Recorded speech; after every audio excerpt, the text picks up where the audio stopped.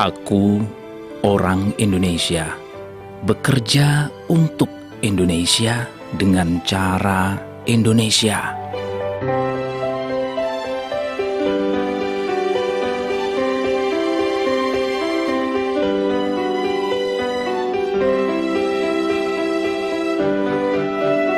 Raden Mas Suwardi Suryaningrat, cucu Paku Alam ketiga, atau yang lebih dikenal dengan nama Ki Hajar Dewantara, dahulu adalah juga sebagai wartawan terkenal. Karya tulisan-tulisannya banyak dimuat di surat-surat kabar dan majalah. Salah satu tulisannya yang terkenal adalah karangan dalam bahasa Belanda dengan judul Als ik in Nederlander was, yang artinya Bila Aku Seorang Belanda. Dimuat dalam surat kabar The Express, pimpinan Ernest Dousdekker, 13 Juli 1913. Isinya yang sangat menusuk perasaan orang Belanda pada saat itu membuat Ki Hajar Dewantara dipanggil dan ditangkap serta dipenjarakan.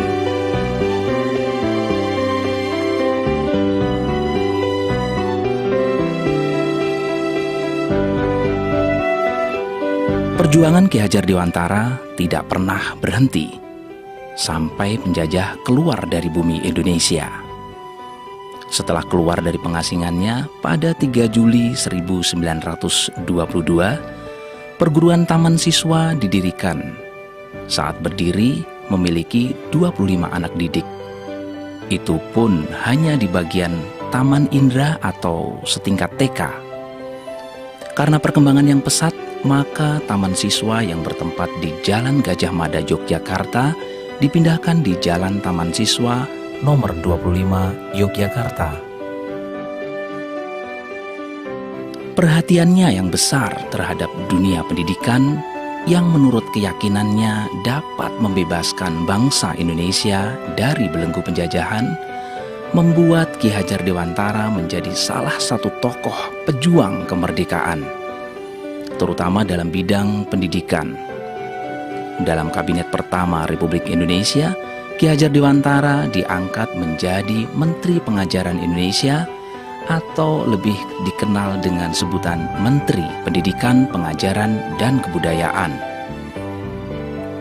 Berdasarkan jasa serta pengabdiannya dalam merintis pendidikan, pemerintah kemudian mengangkatnya menjadi pahlawan nasional dengan sebutan Bapak Pendidikan Nasional.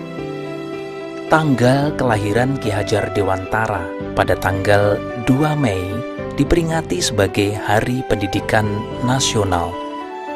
Bagian dari semboyan ciptaan yang sangat terkenal, Tutwuri Handayani, menjadi slogan Kementerian Pendidikan Nasional Indonesia. Namanya diabadikan sebagai salah satu sebuah nama kapal perang Indonesia, KRI Ki Hajar Dewantara. Potret dirinya diabadikan pada uang kertas pecahan Rp20.000 tahun emisi 1998.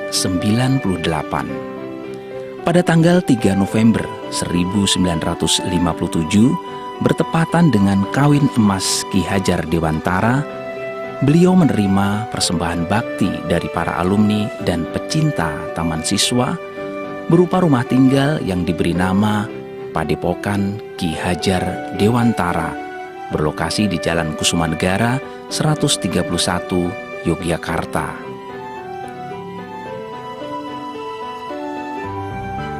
Mulai tahun 1960, Yayasan Taman Siswa berusaha mewujudkan gagasan Ki Hajar Dewantara untuk menjadikan rumahnya sebagai sebuah museum. Untuk itulah mereka memanggil Ki Dr. Andes Muhammad Amir Sutarga yang bertugas di Museum Nasional Jakarta dan masih keluarga dekat Taman Siswa untuk datang ke Yogyakarta dan memberikan pengetahuan dasar tentang permusiuman.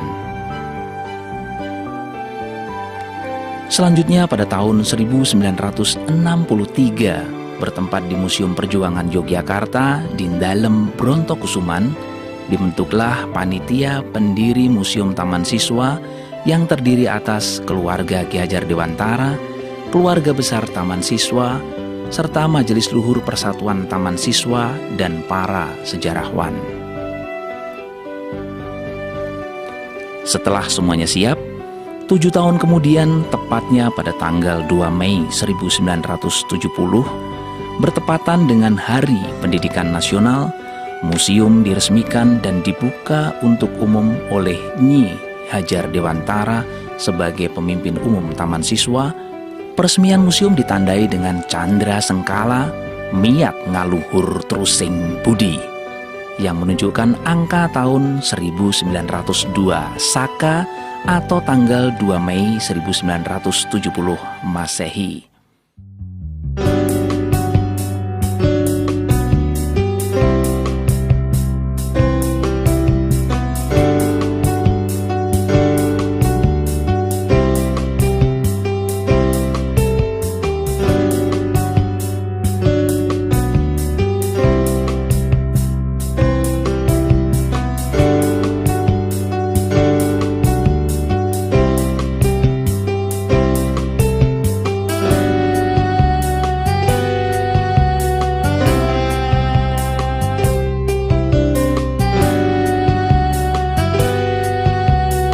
Koleksi Museum Dewantara Kirtigria terdiri dari bangunan, yaitu rumah bekas tempat tinggal Ki Hajar Dewantara sekeluarga, terdiri dari ruang tamu depan, ruang tidur keluarga, ruang kerja, ruang berbentuk panjang untuk kunjungan para tamu. Pendopo Agung Taman Siswa sebagai monumen persatuan Taman Siswa terdiri dari ruang kuncung yang berada di depan dengan bentuk atap kecil tinggi di bagian depan yang diberi nama Pendopo Taman Siswa. Ruang pokok ada di tengah dan luas ruang-ruang sayap berada di kiri dan kanan pendopo. Kemudian menyambung ruang sayap belakang yang digunakan untuk menyimpan peralatan kesenian berupa seperangkat gamelan yang digunakan untuk mengiringi melatih tari para siswa oleh para pamong Taman Siswa.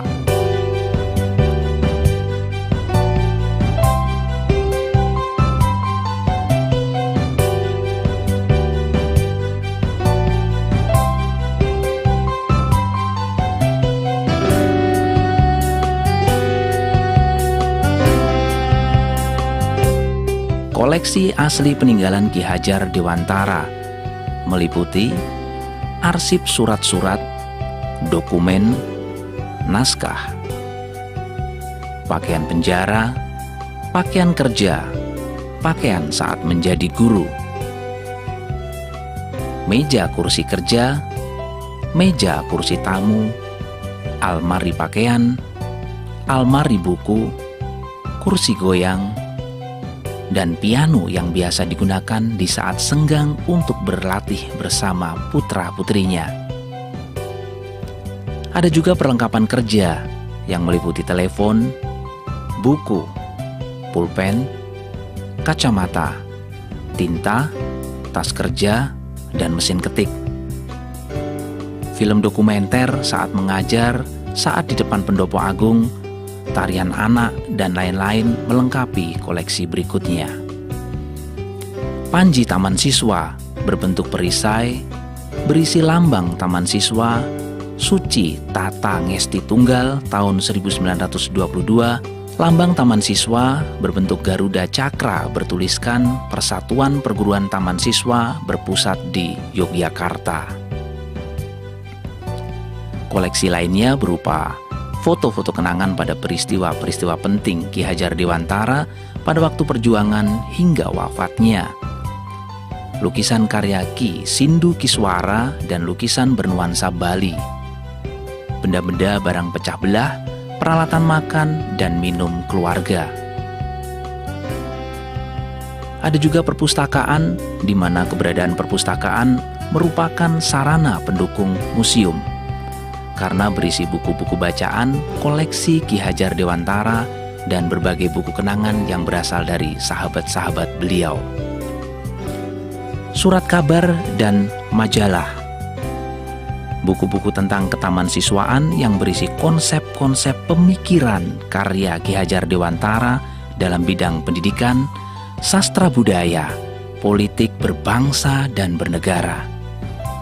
Jumlah koleksi museum sebanyak 1.205 buah dan jumlah koleksi perpustakaan museum sebanyak 2.100 buku.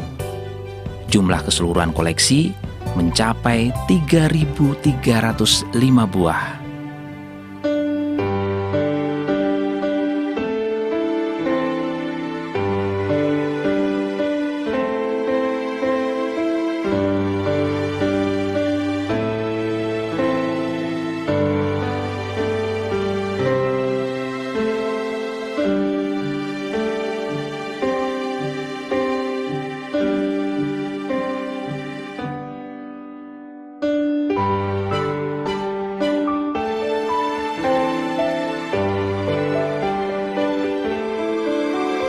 Museum Dewantara Kirti Griya Taman Siswa memiliki nilai yang besar bagi sejarah pendidikan dan pembangunan karakter bangsa Indonesia.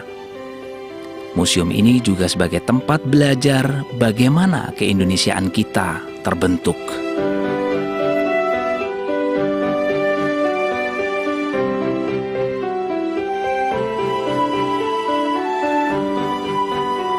Bangsa yang besar adalah bangsa yang mau terus belajar serta memaknai kembali nilai-nilai perjuangan yang telah dilakukan oleh para pendahulunya.